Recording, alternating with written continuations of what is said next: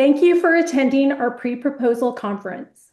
To start, I will hand over the presentation to Nancy Becerra, the ADOT Community Relations Project Manager, to go over general meeting information, housekeeping items, and introductions. Welcome and thank you for attending the Electric Vehicle Charging Infrastructure Deployment Program Virtual Pre-Proposal Conference. The presentation will begin shortly.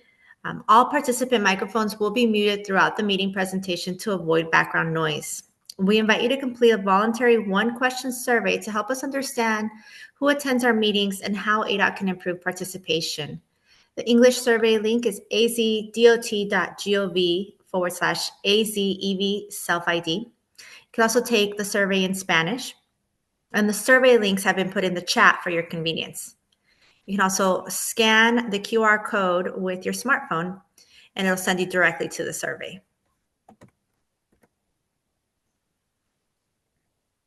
ADOT complies with the Title VI of the Civil Rights Act of 1964, Title II of the Americans with Disability Act of 1990, and other related authorities in all of its programs and activities.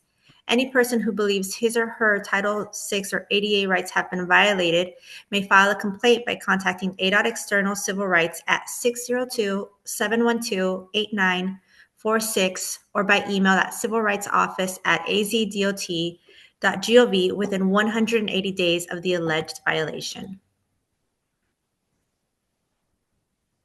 We'll have a brief pause to allow individuals to read this information in Spanish.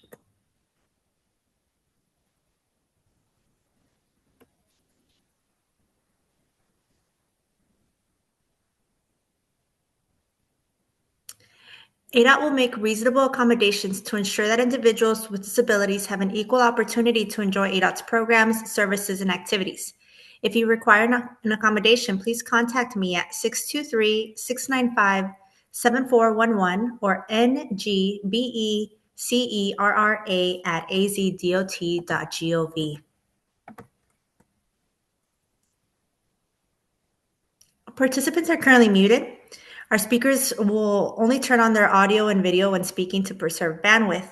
I'll describe the meeting format and how to participate in just a moment. But first, if you're having any technical issues, you can hang up or log off and redial or reconnect. Please note this meeting is being recorded and will be posted to the project website. A PDF of the presentation is available on the ADOT EV Infrastructure Implementation website already. The format for today's meeting includes a presentation followed by question and answer session. We'd also like to request that everyone in attendance please take a minute to fill out our online sign-in sheet. You can scan the QR code on the screen or visit azdot.gov/EV sign-in. And this link will also be placed in the chat box for you. Before we begin, you can also turn on your closed captioning by selecting the CC Live Transcript button at the bottom of the screen. As I mentioned before, this meeting is being recorded and will be posted on the project website within the next few days.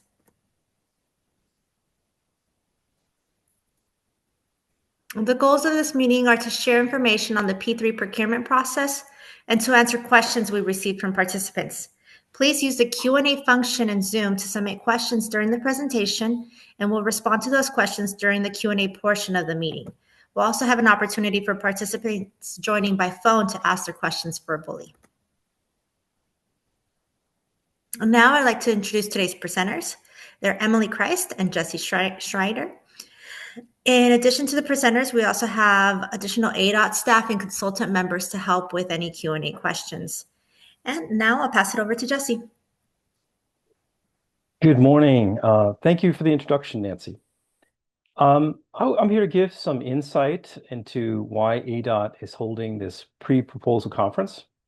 First, I just provide an overview of the Arizona Infrastructure Implementation Plan, review the key aspects to the proposers, and clarification to the initial round of EV infrastructure questions. And at the end, a live answer question for all the attendees. Next slide. Next, I will provide an overview of the NEVI program requirements and the ADOT EV plan. The NEVI formula program makes $5 billion available nationwide to fund publicly accessible DC fast chargers along designated alternative fuel corridors. The main goal of this program is to close the gap in the EV charging network, and especially to reduce range anxiety and support EV adoption. Arizona's share is $76.5 million over 5 years. The EV charging stations will be built by private developers on private property through a competitive procurement process. ADOT is not able to use NEVI funds, however, to build stations on ADOT right-of-way, such as rest areas. The federal funding will increase the financial viability for private entities to build and operate stations along rural stretches of the highway. And onto the map of the plan. The ADOT EV plan is done in a phased approach. Phase 1 is defined in the 2022 EV deployment plan, identified station locations along the Interstates Highway, here shown in blue. The procurement was completed earlier this year. For the next phase, phase 2, these are the 2023 and 2024 EV plan updates, identified stations on additional state highways, shown in red and violet, respectively, on this map. These are the corridors we are implementing in this particular procurement. This includes re-advertising 3 sites from phase 1 that were not yet awarded. We also received approval for our phase 3 plan, the 2025 EV plan, which includes some additional interstate stations. Those stations, along with any remaining from phase 2, will be procured in our phase 3 procurement next year.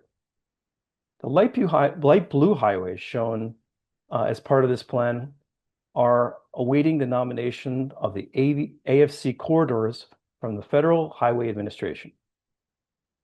And now the next slide. Thank you.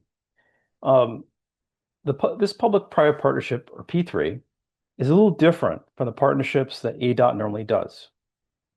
Normally, ADOT takes ownership of the infrastructure developed in these P3 process.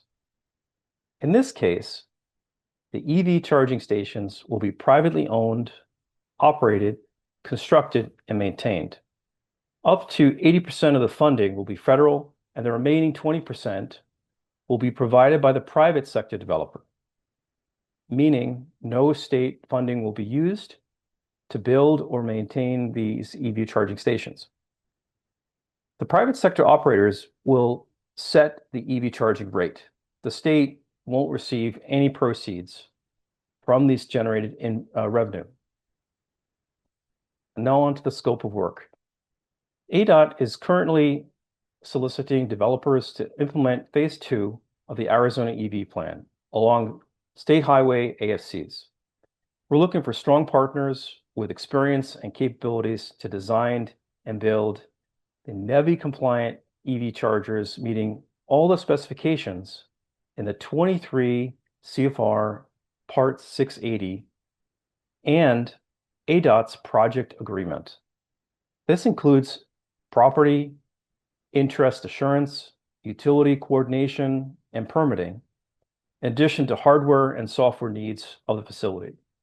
As per the CFR, there are a minimum of 4 150 kilowatt DC fast charging ports to meet these NEVI requirements. New to this phase, we are requiring both types of plugs or connectors, CCS and NACS, or SAE 1772 or 3400, for each of these ports. The term or duration for the design and construction phase will vary by the site, but the operator and maintenance term will be for 5 years from the start of service. And now I will hand over to Emily to discuss the request for proposals.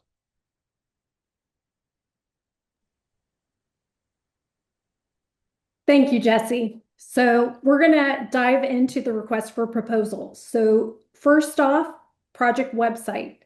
The project website is located at azdot.gov/EV plan. If you select the EV infrastructure implementation tab, this is where the request for proposals or RFP documents are located. It is important that you monitor the project website for updates and addenda. As I explain this portion of the presentation, please note that much of our approach is the same as phase one, and I will highlight those areas where we've made changes.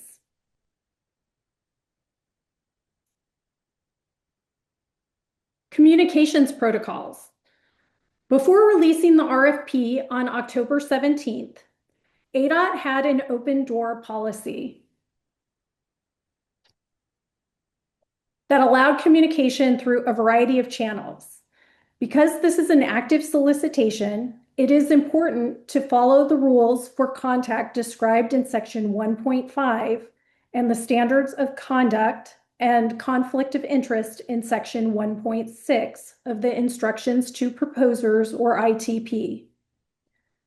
Please make sure you take the time to read and understand these sections.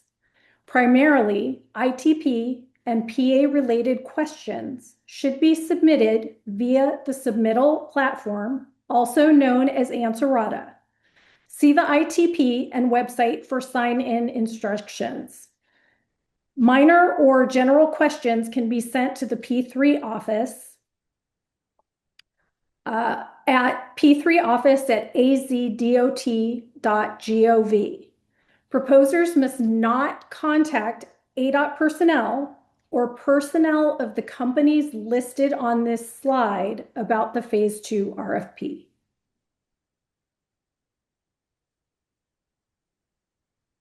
NEVI zone locations. The phase one RFP included 21 NEVI zones. Of the 21 NEVI zones, ADOT awarded 18 NEVI sites. 3 NEVI zones did not receive proposals. ADOT has included these 3 NEVI zones located at Tonopah, Petrified National Forest, and Sanders in the phase two RFP. ADOT's 2023 and 2024 EV plan updates identified additional locations along US and state routes. Based on these plan updates, ADOT has included 31 NEVI zones in the phase two RFP for a total of 34 NEVI zones.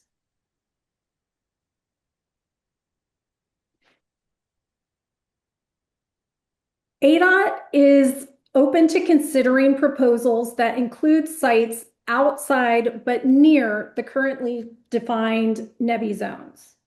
Addendum 1 identifies the process for proposers to submit requests to ADOT for review and approval. We understand in some cases there are other nearby exits, and with the change in federal guidance, we want to be flexible. But once we've received these requests and made our determinations, we will not make any further changes to the zones, exits, or crossroads. Only submit proposals that include one of the exits or crossroads listed in the ITP, including any addendum. The deadline for this submission is today, November 21st. Station location. We'd like to review the requirements for EV charging station locations, as this round includes alternative fuel corridors, or AFCs, with ramps and controlled exits, as well as local highways that have open access. Our access controlled facilities, as shown in the aerial view, will include on and off ramps, and the ITP table refers to exit numbers. These are our interstates and high volume highways. The measurement at these locations starts at the intersection between the exit ramp and the crossroad nearest to the charging station. Remember, it is traveled way, so via the road and not as the crow flies. If multiple exits are shown, the site can be at any of the exits, but must be within 1 mile of the nearest exit.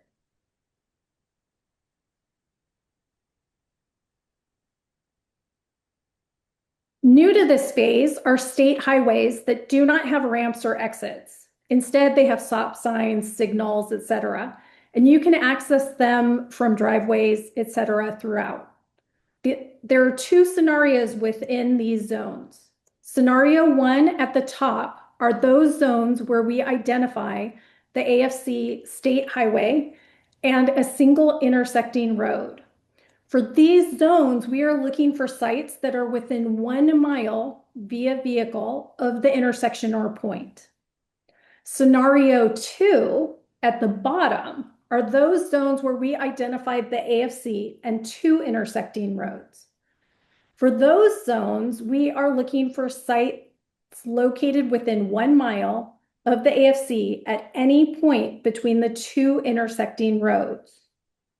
The site can be immediately adjacent to the AFC and accessed directly from the AFC. Or it could be up to 1 mile away, accessed from smaller roads that connect to the AFC.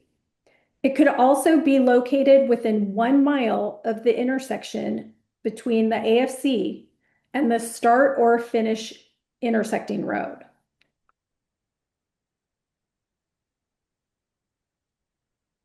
Project agreement. By submitting a proposal, the proposer agrees to execute the form of the project agreement. Proposers should submit any comments or questions related to the project agreement during the question period defined in the addendum. All addenda will be posted on the project website. This is one of the reasons why we encourage proposers to monitor the website. The only anticipated updates to the project agreement will be related to the identification of the developer and the project site information.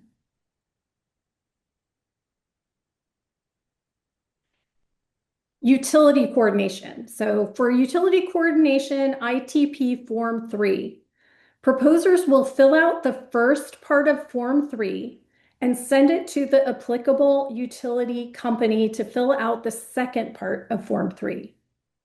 Please start early and provide the utility company with plenty of time to respond. APS has provided specific directions in the reference information documents or RIDs. It takes approximately 4 weeks to process a request. Please plan accordingly and factor this into your pre-submission work plan. If you are having issues or are not receiving feedback from a specific utility company, please notify ADOT as soon as possible. Do not wait until January. ADOT will attempt to step in and assist with the utility company coordination. If you ultimately do not receive the second half of Form 3 from the utility company, submit Form 3 as is and include a record of your correspondence with the utility company. ADOT will consider all circumstances in the evaluation process. RFP key milestones. The RFP was released on October 17th.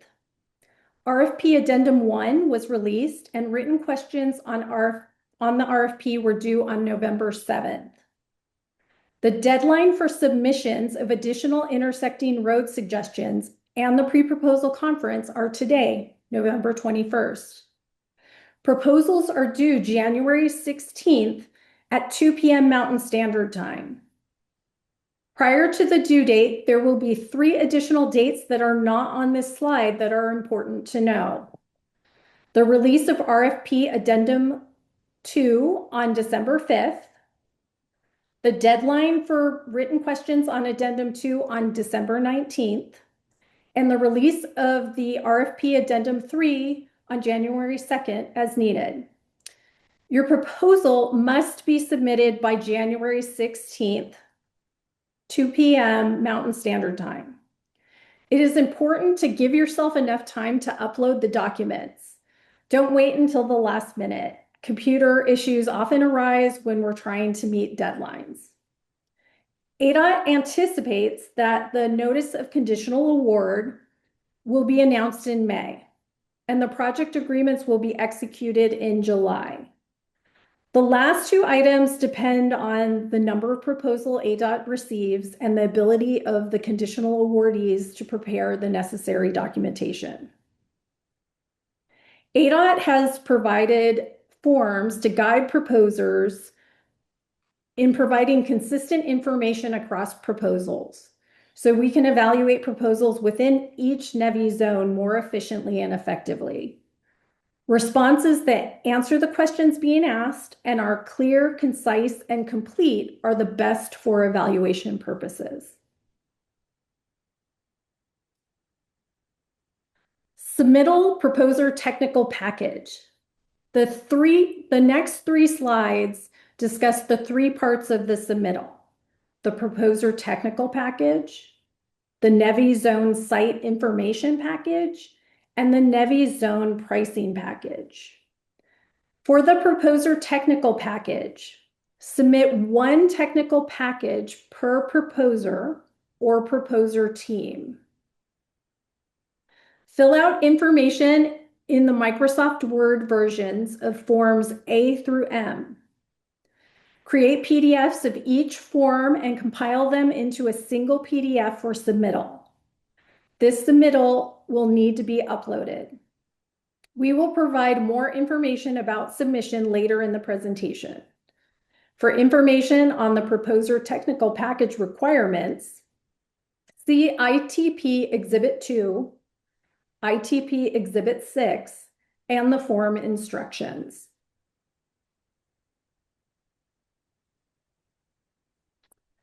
Submittal for the NEVI Zone Site Information Package. For the NEVI Zone Site Information Package, submit one NEVI Zone Site Information Package per NEVI Zone site. Fill out information in the Microsoft Word versions of forms 1 through 5. Create PDFs of each form plus any plans or other attachments and compile them into a single PDF for submittal. The submittal will need to be uploaded. For information on the NEVI Zone Site Information Package requirements, see ITP Exhibit 3, ITP Exhibit 6, and the form instructions. It is important to note that proposers can propose multiple sites at a single NEVI zone. As previously mentioned, each site within that zone will need a NEVI Zone Site Information Package, since each site will be evaluated separately. All right, submittal for the NEVI Zone Pricing Package. For the NEVI Zone Pricing Package, submit one NEVI Zone Pricing Package per NEVI Zone site. Fill out information in the Excel version of Forms 6 and 7. Submit the completed Form 6 in Excel format and create a PDF of Form 7 for submittal. Both submittals will need to be uploaded.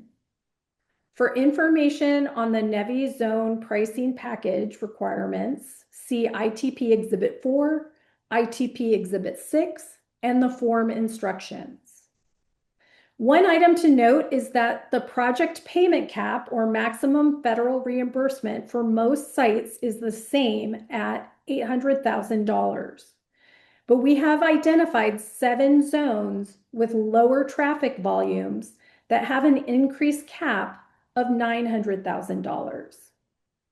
Remember to complete all required solicitation documents, in other words, forms A through M and 1 through 7.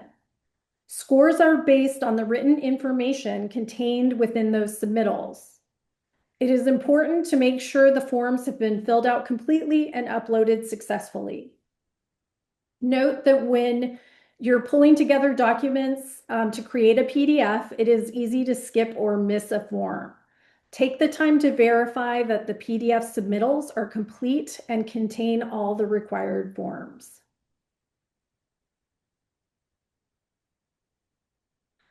All right, so score best value determination. A change in this round is that the best value determination for each NEVI zone will be based on a 45, 45, 10 percentage weighting instead of a 60, 30, 10 used for phase one. Each component of the proposal will be evaluated independently by ADOT's evaluation committee. Scores will be compared at the NEVI zone level, and the conditional awardee will be identified for each NEVI zone. Above is a summary of that calculation. I will go into more detail on each component in the following slides.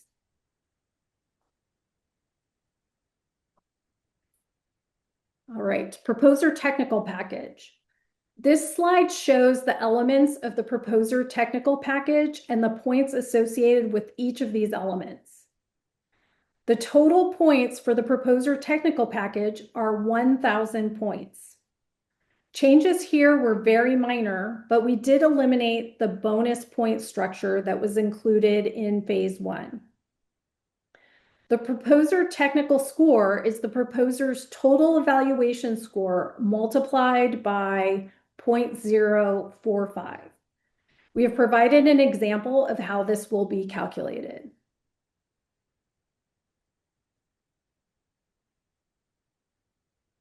And now for the NEVI zone site information package.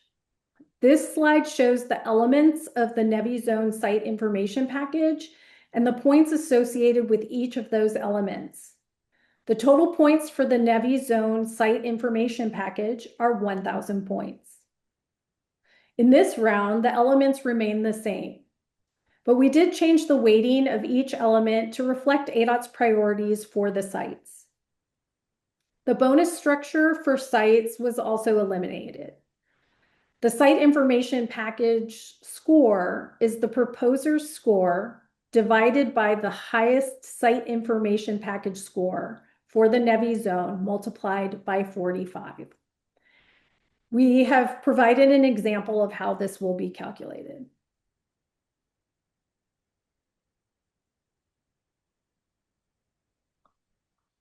All right, the NEVI zone price package. The NEVI zone pricing package consists of several spreadsheets that provide the requested total federal share, as well as other useful information. The price score is the lowest price at that NEVI zone divided by the proposer's price multiplied by 10. Note that in this round, the price score will be based on the requested total federal share divided by the number of committed NEVI compliant ports. This is to promote or not hinder proposers that intend to install more than the minimum required for ports. As mentioned above, the proposer score, site score, and price score are combined to identify the best value at each NEVI zone.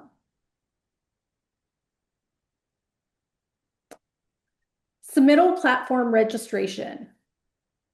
ADOT is using a submittal platform called Answerata. Proposers will need to register on the Answerata platform.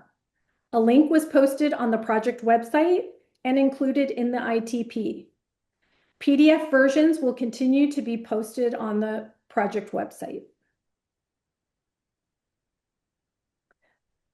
Submittal platform. Answerata provides proposers with a single location to access solicitation and contract documents, submit questions and comments, and receive email notifications when questions are answered.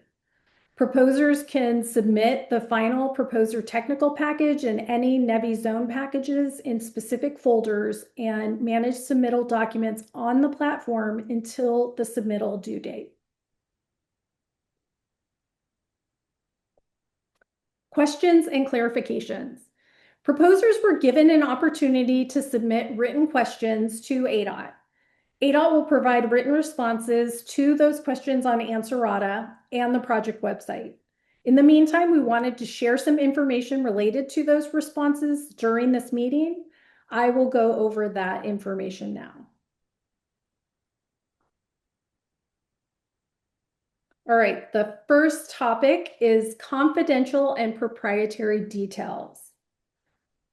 ITP section 1.7 outlines the process for designating information as confidential, trade secrets, proprietary, etc. Do not use blanket statements. Be specific about the information that you consider to be confidential, trade secret, proprietary, etc. And provide justification for why that information is confidential, trade secret, proprietary, etc. ADOT will determine whether to redact or withhold information exempt from disclosure under the Public Records Act, such as trade secrets and proprietary information and proposals, but only if the proposer has fully complied with Arizona Revised Statute Section 28-7707A and any other applicable laws. The next topic. Pre-proposal review of pass-fail items. Proposers may use a confidential question for early pass-fail response. If a pass-fail component of your NEVI zone site proposal, for example, distance to the nearest off-ramp, is in doubt, submit a confidential question and ADOT will provide a response. ADOT would rather provide the determination now and not have you work through a proposal that doesn't meet the pass-fail criterion. The next topic is business plan. Under 23 CFR section 680.106M, use of program income, 2 Roman numeral 2, states that revenues received from the operation of the EV charging stations can include a reasonable return on investment of any private person financing the EV charging station project, as determined by the state or other direct recipient. The business plan financial summary, ITP Form 6-4, includes an internal rate of return, or IRR. That will be reviewed and used as a component of the pass-fail determination. As required by the NEVI formula program, ADOT is not capping or scoring the IRR. The next topic is Davis-Bacon prevailing wages. The Davis-Bacon prevailing wage rates can be accessed at sam.gov. ADOT will provide the final wage determinations 10 days before the proposal due date for use in the proposals.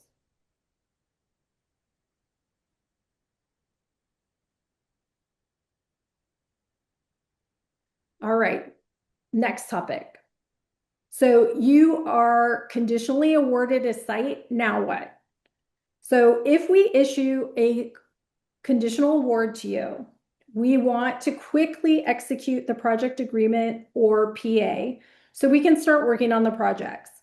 Before submitting a proposal, please review the requirements for executing the PA. These can be found in ITP section 3.7.2 and PA section 3.2. It includes registering via certain ADOT management tools and obtaining a business license and contractor's license. If you have multiple business entities under a single parent company, make sure that the proposer entity is the one that meets all of these requirements. You must be able to obtain the insurance listed in Article 11 of the PA, or you can be self-insured if you meet those requirements. You must complete the ADOT license from Exhibit 8 of the PA, which provides ADOT access to the site. You must finalize and share a copy of your host site agreement that must include the HSA key terms as defined in the PA. This is not the same as the form in the proposal. You must be able to obtain a payment and performance bond from a surety for the total capital costs as identified in Form 6-2, row 12. You must have an Arizona business license and an Arizona contractor's license. Take a look at those websites and confirm you as the proposer can comply. This isn't an exhaustive list, but these are the main items that all proposers must be committed to obtaining in a timely manner if they receive a conditional award. When the time comes, we will work closely with conditional awardees through the process, but want to make sure that everyone has taken a look at the requirements and is prepared.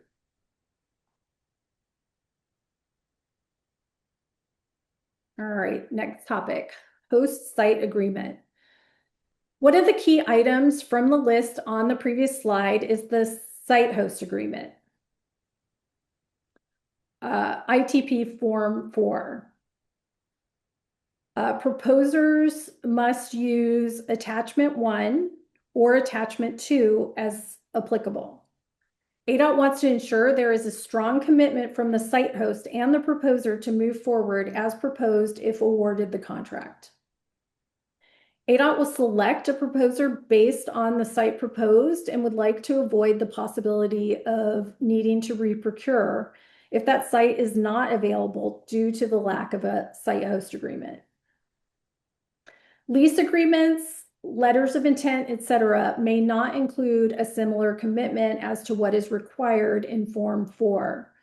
Also, the review of these documents could take time and cause unnecessary delays.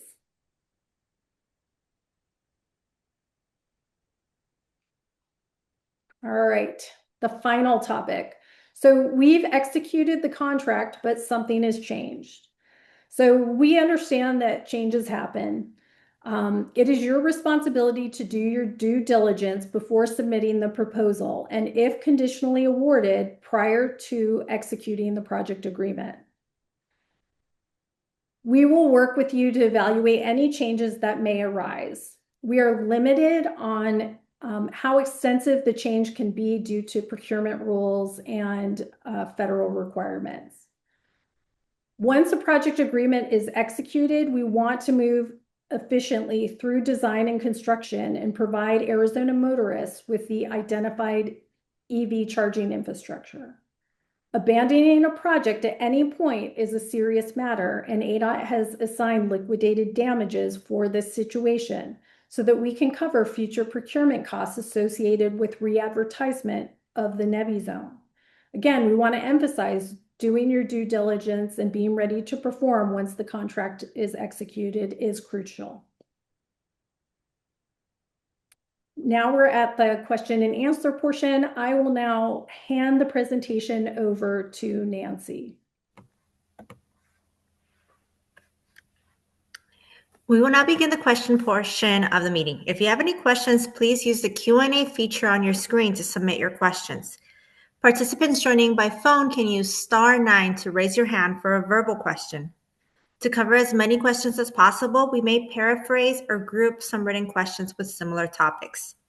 If we do not have time to get to each individual question during this meeting, you may submit them to our team in accordance with the instructions in the Instructions to Proposers or ITP. Please note that verbal answers during this pre-proposal conference are not binding. Proposers, should only rely on answers issued in writing by ADOT via the ITP Exhibit 7 and addenda to the Request for Proposals or RFP.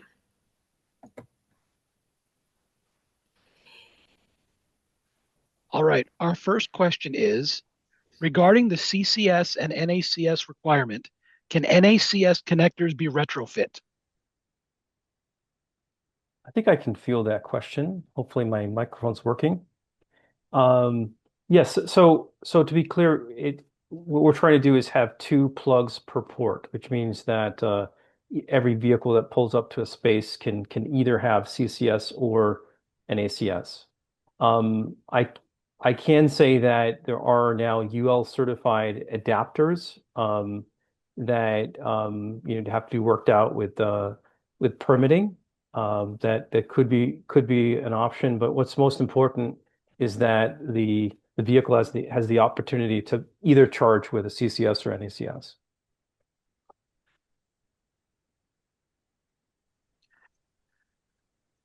The next question says, RFP says to not have an exclusive agreement, but LOS says binding.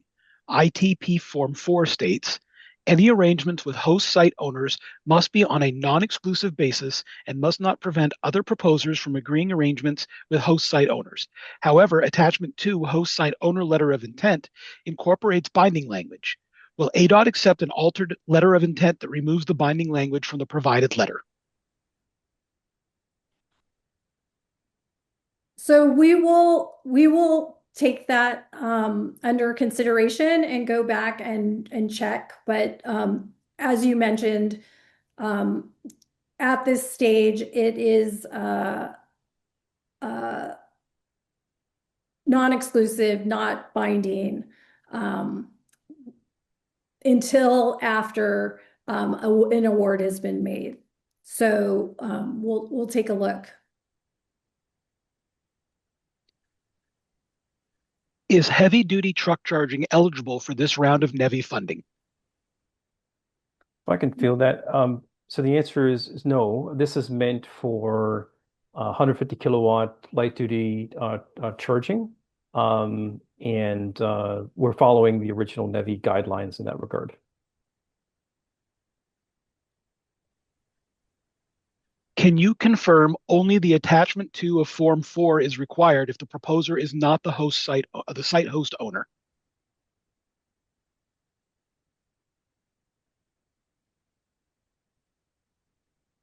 Can you repeat that? Sure. Can you confirm only the attachment 2 of Form 4 is required if the proposer is not the site host owner? I believe that's correct. We have somebody on the Mayor Brown team that kind of knows the difference between the two attachments. It's not coming to me, so. Hi, yes, this is Gabby Chavez with Mayor Brown. If you're the site host owner, yes, we are only looking for the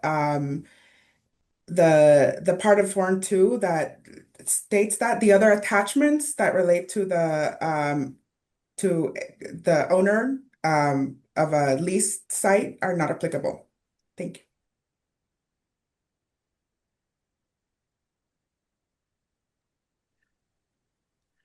How would AZ score site host owners in comparison to applicants who are leasing space from a site owner?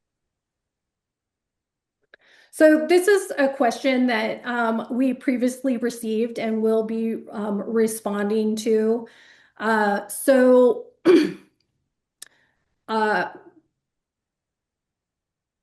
the way that the information is captured in the NEVI zone site information package, it is not scored kind of in a specific basis of whether the property is owned outright or is being leased, but it is something that is factored in as we look at the site as a whole.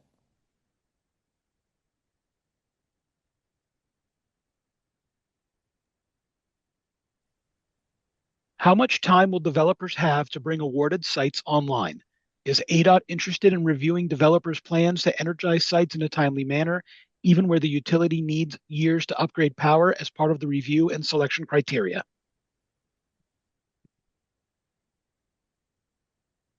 Could you repeat that one? Sorry, you said it really fast. Yeah, no problem. How much time will developers have to bring awarded sites online? Is ADOT interested in reviewing developers' plans to energize sites in a timely manner, even where the utility needs years to upgrade power as part of the review and selection criteria? Yes, so again, we are looking to move these projects as quickly as possible. So, you know, that information should be captured, but the plan is that we would not be delaying for a number of years due to utilities. That would not be our preference. Our preference would be to have a situation which we were able to move forward quickly. We understand that each site is different. You know, we're starting to branch out into areas of the state that are more rural. So again, you know, provide the information, try to choose the best site in lines of, you know, the site itself, but also the factors that play into it, like the utility coordination and what needs to happen with the utility. And we will factor that in as we look at that particular location. But just overall, we are looking to move these projects ahead as quickly as we can. What service level expectations does ADOT have for ongoing maintenance, remote software management, and maximum charger uptime?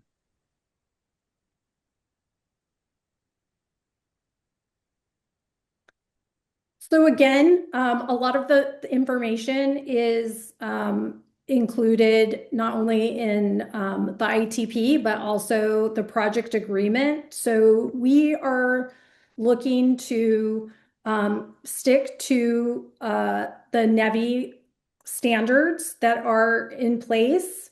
And then we do have state requirements.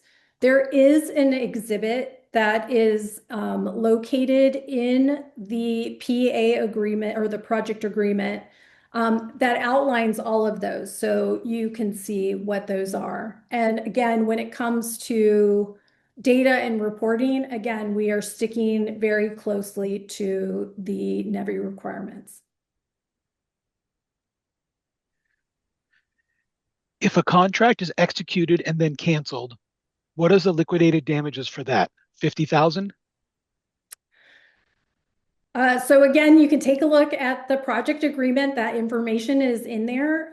Currently, it is set at 200,000.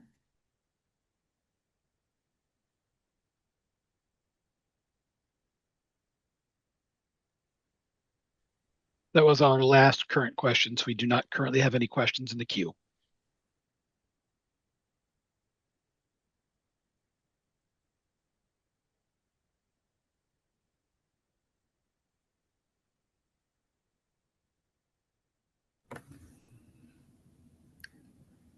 Thank you, Randy, Emily, and Jesse. Randy, if you could go to the next slide. If you have any remaining questions or future questions, they can be submitted via the procurement platform. There is a QR code provided on the screen, and it's also included in the registration form. For minor logistical items, or if you're having issues with the submittal platform, you can also email p3office@azdot.gov.